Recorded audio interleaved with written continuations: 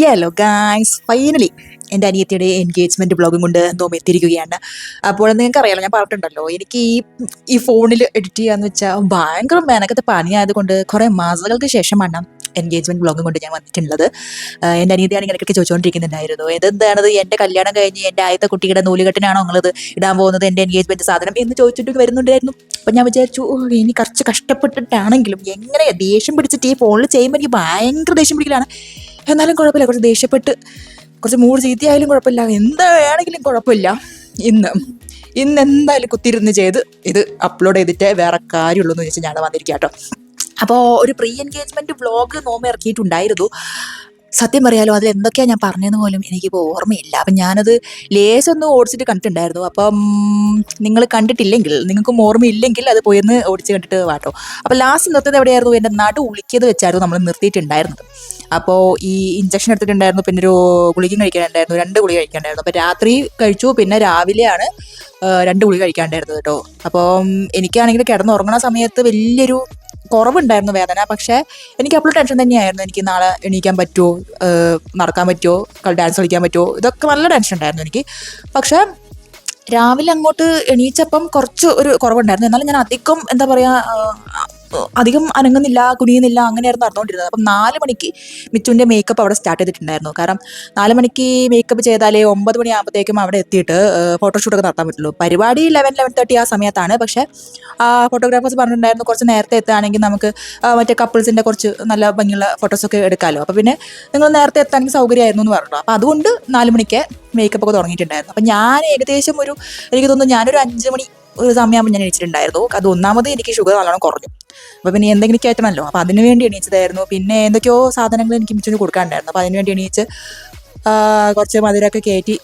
അപ്പോഴും നല്ല ക്ഷീണമൊക്കെ ഉണ്ടായിരുന്നു, എന്നാലും മധുരമൊക്കെ കയറ്റി. നടുവും കുറച്ച് ഞാൻ പറഞ്ഞില്ലേ പണിയൊക്കെ ആയിരുന്നു. എന്നാലും ഞാനങ്ങനെ കുനിയാതെയും അങ്ങനെ വളയാതെയും ഒക്കെ അങ്ങനെ നടന്നു പോയിക്കൊണ്ടിരിക്കുകയായിരുന്നു.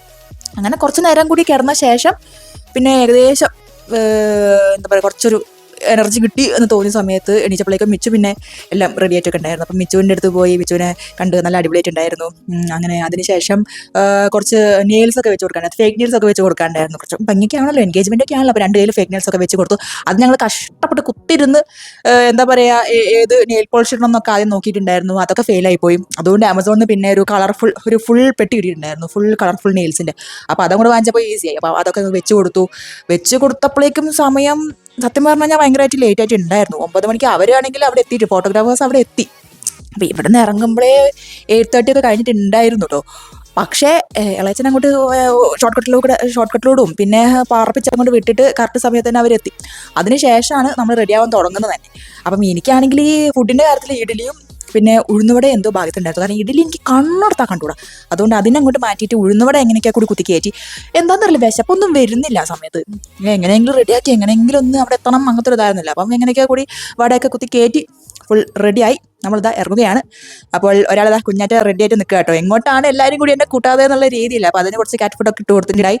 എന്നിട്ട് എൻ്റെയും അമ്മയുടെയും ഔട്ട്ഫിറ്റാണിത്. ഞങ്ങളുടെ ഫുൾ ഫിഗർ അച്ഛനെ അവിടെ കിട്ടിയില്ല. കാരണം അച്ഛൻ അവിടെ കാറിൻ്റെ അവിടെ പണിപ്പുരയിലായതുകൊണ്ട് അച്ഛൻ്റെ ഔട്ട്ഫിറ്റ് കിട്ടിയില്ല. അത് വീഡിയോയിൽ എവിടെയെങ്കിലൊക്കെ കാണാം. അങ്ങനെ അപ്പം നമ്മളിതാ പോവുകയാണ് കേട്ടോ. പിന്നീടല്ലോ ഇങ്ങനത്തെ ഒരു പരിപാടി നടക്കുന്ന സമയത്ത് നമുക്ക് യൂട്യൂബ് ചാനലുണ്ട്, നമുക്ക് വ്ളോഗർ ഓവറാക്കാനുള്ളതാണ്. അപ്പോൾ അതിന് വേണ്ടിയിട്ട് ഒരാളുകൾ നിർത്തണമായിരുന്നു ഇതൊക്കെ ഒപ്പിയെടുക്കാൻ വേണ്ടിയിട്ട്. കാരണം എനിക്കെന്തായാലും ഇത് വീഡിയോ എടുക്കാനുള്ള സമയമില്ല, ക്യാമറ ഓണാക്കാൻ തന്നെ സമയമില്ല എനിക്കാണെങ്കിൽ ഒന്നാമത് ടെൻഷൻ. എന്തിനാ ടെൻഷൻ എന്ന് പോലും എനിക്കറിയില്ല, അങ്ങനത്തെ ഒക്കെ ടെൻഷൻ. ഇപ്പോൾ ഇവർ രണ്ടുപേരും കേട്ടോ, ഇവർക്കാണെങ്കിൽ ഫോട്ടോഷൂട്ടൊക്കെ കഴിഞ്ഞ് ഇങ്ങനെ അങ്ങോട്ടും ഇങ്ങോട്ടും ഇല്ലാത്തിക്കൊണ്ടിരിക്കുകയാണ്. ബ്രൈഡിനും ഗ്രൂമിനോട് ടെൻഷനേ ഇല്ല, അവരുടെ മുഖത്ത് പോലും ടെൻഷനില്ല. ഞാൻ വിചാരിക്കുക എനിക്ക് എന്തിനാണ് ഇത്ര പോലത്തെ ടെൻഷൻ എന്നുള്ളത് കേട്ടോ. അപ്പം ഞാൻ ഈ ഫസ്റ്റ് എന്താ പറയുക, ഈ വീഡിയോസൊക്കെ എടുക്കാൻ വേണ്ടിയിട്ട് എൻ്റെ ഫ്രണ്ട്സ് വരുമല്ലോ, അവർക്ക് കൊടുക്കാമെന്നാണ് വിചാരിച്ചത്. പക്ഷെ അവരാണെങ്കിൽ ഏതൊക്കെയൊക്കെയോ വഴിയൊക്കെ തെറ്റി ഏതൊക്കെയോ ജില്ലയിൽ പോയി ഇരിക്കുകയാണ്. ഭയങ്കര ലേറ്റ് ആയിട്ടാണ് അവരെത്തിയത്. പിന്നെ ഇതൊക്കെ ഇനി കാണാൻ പോകുന്ന വീഡിയോസ് ഉണ്ട് കേട്ടോ. അപ്പം അത് കിട്ടിയത് തന്നെ മിച്ചുവിൻ്റെ ക്ലോസ് ഫ്രണ്ട്സ് ഉണ്ടായിരുന്നു അവിടെ. അപ്പം അതിൻ്റെ അകത്ത് ഒരു ക്ലോസ് ഫ്രണ്ട് ഗൗതം, അവനാണ് ഇത് മൊത്തം എടുത്തിട്ടുണ്ടായിരുന്നത് കേട്ടോ. അപ്പോൾ അവന് special mention, thank you very much. അവനുള്ളത് കൊണ്ടാണ് കുറച്ചെങ്കിലുമൊക്കെ വീഡിയോ കിട്ടിയത് തന്നെ. പിന്നെ പരിപാടി തുടങ്ങാൻ എന്തായാലും കുറച്ചൊരു സമയം ഉണ്ടായിരുന്നു. അപ്പം ഞാൻ എന്താണെന്ന് വെച്ചാൽ ഞാൻ കുറച്ച് നേരം സ്റ്റേജിൻ്റെ ഭംഗിയൊക്കെ നോക്കിയിരിക്കും. പിന്നെ അച്ഛനും അമ്മ എന്തൊക്കെ സംസാരിച്ചുകൊണ്ടിരിക്കും. പിന്നെ ഇവരുടെ അടുത്തേക്ക് വരും, എന്നിട്ട് ഇവരെ ഡിസ്റ്റർബ് ചെയ്തുകൊണ്ടിരിക്കും, ഇവരെ കുറച്ച് വീഡിയോസ് എടുത്തുകൊണ്ടിരിക്കും. ഇതൊക്കെയായിരുന്നു എൻ്റെ മെയിൻ പരിപാടി. ഇവരെ വീഡിയോസ് എടുക്കുക, ഫോട്ടോസ് എടുക്കുക, ഇവരോട് എന്തെങ്കിലുമൊക്കെ ഗോസിപ്പ് പറഞ്ഞിരിക്കുക, ഇതൊക്കെയായിരുന്നു എൻ്റെ പരിപാടി. അപ്പം അതൊക്കെ കഴിഞ്ഞ ശേഷം നമ്മൾ തുടങ്ങാൻ പോവുകയാണ് മെയിൻ കലാപരിപാടികൾ. അപ്പം സ്റ്റേജിലേക്ക് കയറുമ്പോൾ നമ്മൾ വിചാരിച്ചൊരു എൻട്രി ഡാൻസ് ഒക്കെ വെച്ചിട്ട് കയറാം എന്നൊക്കെ വിചാരിച്ച് നമ്മൾ അങ്ങനെയൊക്കെ പ്ലാൻ ചെയ്തിട്ടാണ് വന്നത്. അപ്പോൾ എനിക്കാണെങ്കിൽ ഞാനങ്ങനെ അധികമൊന്നും ഇണങ്ങുന്നുണ്ടായിരുന്നില്ല. കാരണം ഇഞ്ചക്ഷൻ വെച്ചത് കൊണ്ട്, പെയിൻ കില്ലർ ഉള്ളത് കൊണ്ട് വേദന ഒക്കെ കുറവുണ്ടായിരുന്നു. പക്ഷെ എന്നാലും എനിക്ക് റിസ്ക് എടുക്കാൻ വയ്യായിരുന്നു കേട്ടോ. അപ്പം ഞാൻ ശരിക്കും പറഞ്ഞു കഴിഞ്ഞാൽ ഇങ്ങനെ കുന്തം വിഴുങ്ങിയതുപോലെ നിൽക്കാന്ന് പറയില്ല, അങ്ങനെ ചെയ്തിട്ടാണ് ഞാൻ കുറച്ച് മൂമെന്റ്സ് ഒക്കെ ഇട്ടിട്ട് വരുന്നത് കേട്ടോ. പിന്നെ അത് കഴിഞ്ഞിട്ട് വേറൊരു സംഭവം ഉണ്ട്. എൻ്റെ അനിയത്തി മിച്ചു കുഞ്ഞലിന് വേണ്ടിയിട്ട് ഒരു സർപ്രൈസ് ഡാൻസ് പ്ലാൻ ചെയ്തിട്ടുണ്ടായിരുന്നു. അതാണെങ്കിൽ എനിക്കും മിച്ചിനും മാത്രമേ അറിയിലുണ്ടാവുള്ളൂ കേട്ടോ. അപ്പോൾ അതിൻ്റെ ടെൻഷൻ വേറെ. ഇത് കണ്ടില്ലേ, ഇത് വന്ന് കഴിഞ്ഞിട്ട് എൻ്റെ ടെൻഷൻ എന്ന് വെച്ച് കഴിഞ്ഞാൽ ഇവർ മര്യാദയ്ക്ക് വരില്ലേ, ലിറിക്സ് ആകുമ്പോഴത്തേക്കും ഇവർ മുന്നിലേക്ക് എത്തില്ലേ, മിച്ചുവിന് ഓർമ്മ ഉണ്ടാവില്ലേ, ഏത് ലിറിക്സ് തുടങ്ങുമ്പോഴാണ് ഇങ്ങനെ തിരിഞ്ഞ് തുടങ്ങേണ്ടത് എന്നൊക്കെ പറഞ്ഞിട്ട് എനിക്കാണെങ്കിൽ ടെൻഷൻ. ഞാൻ പറഞ്ഞല്ലോ, എൻ്റെ അനിയത്തിക്ക് ഒരു ടെൻഷൻ ഉണ്ടായിരുന്നില്ല. എൻ്റെ മുഖത്ത് നോക്കിക്കഴിഞ്ഞാൽ ഞാൻ കാണാം ടെൻഷൻ കൊണ്ട് ഇങ്ങനെ ചിരിക്കാന്നല്ല, എനിക്ക് ശ്വാസം എടുക്കാൻ തന്നെ ഞാൻ മറന്നു പോയിട്ടുണ്ടായിരുന്നു. എന്തിനാണോ ഇത്ര ടെൻഷൻ തലക്കേറ്റി ഇറക്കുന്നത് എനിക്ക് മനസ്സിലാവില്ല.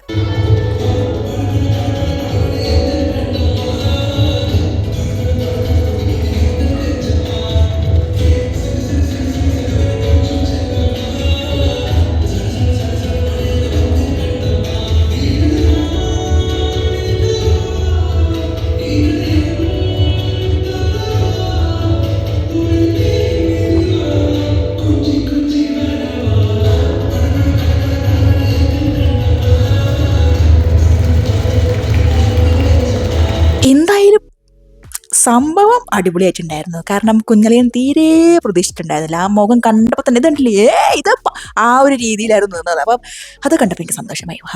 എൻ്റെ അനിയത്തിയുടെ പ്രയത്നങ്ങൾ വേസ്റ്റ് ആയില്ലല്ലോ, എന്തെങ്കിലും ഒരു ഗുണം കണ്ടല്ലോ, അതിലെനിക്ക് വളരെയധികം സന്തോഷപ്പെട്ടു. അങ്ങനെ നല്ലൊരു അടിപൊളി ഡാൻസും കഴിഞ്ഞിട്ട് അവർ കയറുകയാണ് കേട്ടോ. പിന്നെ അങ്ങോട്ട് ഫുൾ മൂത്തവരുടെ ചടങ്ങുണ്ടാവുമല്ലോ, അതായത് ഈ ജാതകം കൈമാറി കൂട്ടിക്കെട്ടൽ, അത് കഴിഞ്ഞിട്ട് മോതിരം അങ്ങോട്ടും ഇങ്ങോട്ടും മാറ്റൽ, പിന്നെ അവരുടെ വക ഒരു ഉപഹാരമൊക്കെ ഉണ്ടായിരുന്നു എൻ്റെ അനിയത്തേക്ക്. അത് കഴിഞ്ഞിട്ട് നല്ല മനോഹരമായ കേക്ക് ഇതാ വരുന്നു, കേക്ക് കട്ട് ചെയ്യുന്നു. വളരെ ടേസ്റ്റി കേക്കാണെന്നാണ് ഞാൻ കേട്ടത്, പക്ഷെ കഴിക്കാനൊന്നും പറ്റിയിട്ടുണ്ടായിരുന്നില്ല. അവർക്ക് കിട്ടിയത് ലേശം ഒരു ക്രീമൊക്കെയാണ് കിട്ടിയതെന്നൊക്കെ അവർ പറയുന്നുണ്ടായിരുന്നു. പക്ഷെ എന്തായാലും സംഭവങ്ങളൊക്കെ നല്ല അടിപൊളിയായിട്ട് നടന്നിട്ടുണ്ടായിരുന്നു കേട്ടോ. അപ്പം മെയിൻ അതായത് ഈ മൂത്തവരുടെ ചടങ്ങ് കലാപരിപാടികളൊക്കെ കഴിഞ്ഞതിന് ശേഷം നമ്മൾ പിന്നെ ഡാൻസ്, ഗാനം അതിലേക്ക് കടക്കാമെന്ന് വിചാരിച്ചു. അപ്പോൾ ആദ്യം തന്നെ ചെക്കൻ്റെ പെണ്ണിനും ഒരു മൂലികയെ കൊണ്ട് മാറ്റിയിരുത്തിയിട്ടുണ്ട്. കാരണം അവർക്കും കലാപരിപാടികൾ കാണണമല്ലോ. ആദ്യം തന്നെ ചെക്കൻ്റെ വീട്ടുകാരുടെ ഡാൻസ് പരിപാടി ഉണ്ടായിരുന്നു.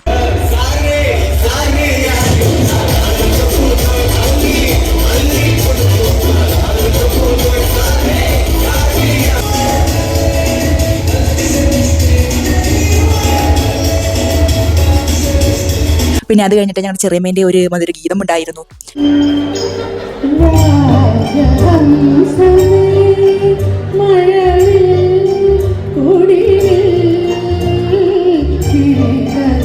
പിന്നെയാണ് നമ്മുടെ തട്ടിക്കൂട്ട് ഡാൻസ് അങ്ങോട്ട് വരാൻ പോവാട്ടോ.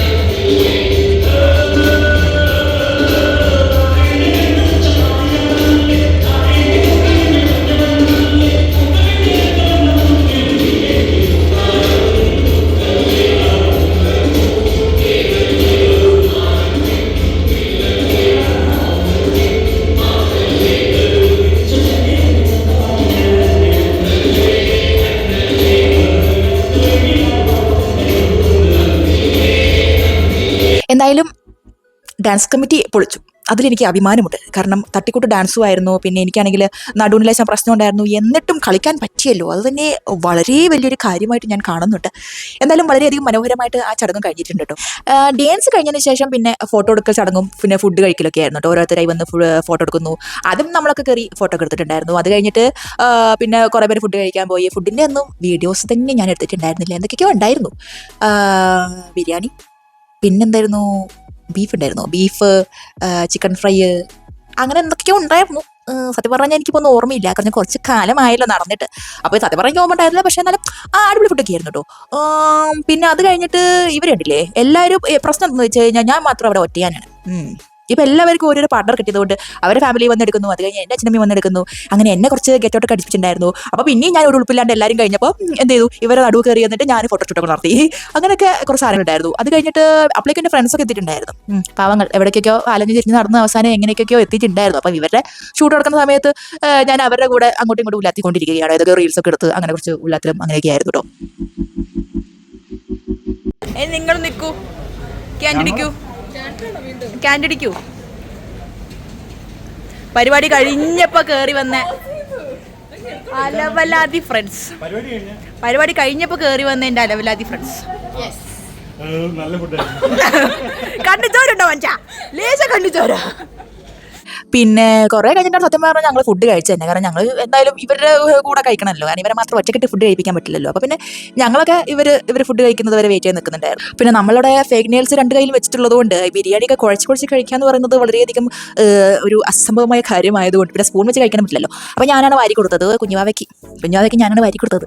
അങ്ങനെ അതെല്ലാം കഴിച്ചു. ഇരിക്കപ്പോഴും ഫുഡൊന്നും മര്യാദയ്ക്ക് ഇറങ്ങുന്നുണ്ടായിരുന്നില്ല. എനിക്ക് തോന്നുന്നത് എനിക്ക് പണ്ട് മുതലേ ഇപ്പം എൻ്റെ ഫ്രണ്ട്സിൻ്റെ മെഹന്തി, ഹൽദി, കല്യാണം ഇതിനൊക്കെ പോയി കഴിഞ്ഞാലും എനിക്ക് മര്യാദയ്ക്ക് ഇറങ്ങൂല ഫുഡ്. എന്താണെന്നറിയില്ല. എനിക്ക് വേറൊരു പരിചയമില്ലാത്ത ആൾക്കാർ അല്ലെങ്കിൽ റിലേറ്റീവ്സിൻ്റെ കല്യാണത്തിലാണെങ്കിൽ ഞാൻ മടമട എന്ന് അടിച്ച് കയറ്റാറുണ്ട് ഫുഡൊക്കെ കേട്ടോ. പക്ഷേ ഇതിപ്പോൾ എന്താണെന്നറിയില്ല, സ്വന്തം അനിയത്തിൻ്റെ കല്യാണം ആയതുകൊണ്ട് കഴിക്കാൻ പറ്റുന്നുണ്ടായിരുന്നില്ല.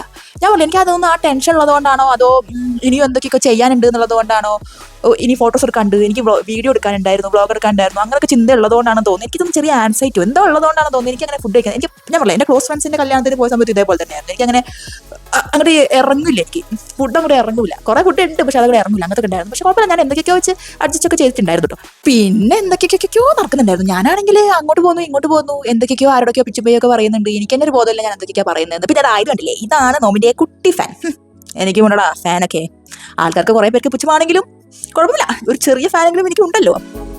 ക്യാമറ കണ്ടുകൊണ്ടാണെന്ന് തോന്നുന്നു അത് ലേശൊന്ന് കുറച്ചൊന്ന് നാണം കുടുങ്ങി ആയിപ്പോയി. അല്ലാണ്ട് അവളെ ഓടിച്ചാടി നടക്കുന്നൊക്കെ ഉണ്ടായിരുന്നു. അപ്പോൾ അതാ ഒന്ന് കാണിച്ചതാ എങ്ങനെയുണ്ട് ഫാൻ കൊള്ളാല്ലേ എൻ്റെ. അങ്ങനെ ഫുഡ് ചടങ്ങ് കഴിഞ്ഞതിന് ശേഷം എല്ലാവരും മെല്ലെ മെല്ലെ ഇറങ്ങി. പിന്നെ ഇവർക്ക് പിന്നെ കപ്പിൾ ഷൂട്ട് ഇനി നടത്തണമല്ലോ. കാരണം റിങ് ഇട്ടതിന് ശേഷമുള്ള കുറച്ച് അലപോലെ പരിപാടികളൊക്കെ ഉണ്ടല്ലോ. അപ്പം അതൊക്കെ ചെയ്തുകൊണ്ടിരിക്കുകയായിരുന്നു. അപ്പം ഞങ്ങളവിടെ പോയിട്ട് വെറുതെ ഒന്ന് ചൊറിഞ്ഞോടൊക്കെ ഇരിക്കുന്നുണ്ടായിരുന്നു. അവരെ ഞങ്ങൾക്ക് വേറെ പണിയൊന്നുമില്ലല്ലോ. അപ്പം ഞങ്ങളെല്ലാവരും വന്നിട്ട് അവിടെ പോയിട്ട് ചൊറിഞ്ഞോണ്ടിരിക്കുകയായിരുന്നു. അവരെടുക്കുന്നത്, അവർ ബാക്കിൽ വന്ന് കണ്ണു പൊത്തുന്ന വീഡിയോസ്, അങ്ങനെ കുറേ അവരെ കൊണ്ട് കുറേ എന്തൊക്കെ ചെയ്യിപ്പിക്കുന്നുണ്ടായിരുന്നു. ഞങ്ങളുടെ ഒരു എൻ്റർടൈൻമെൻറ്റ് പറഞ്ഞ രീതിയിൽ ഞങ്ങളും പോയിട്ട് വെറുതെ ചൊറിഞ്ഞോണ്ടിരിക്കുന്നുണ്ടായി.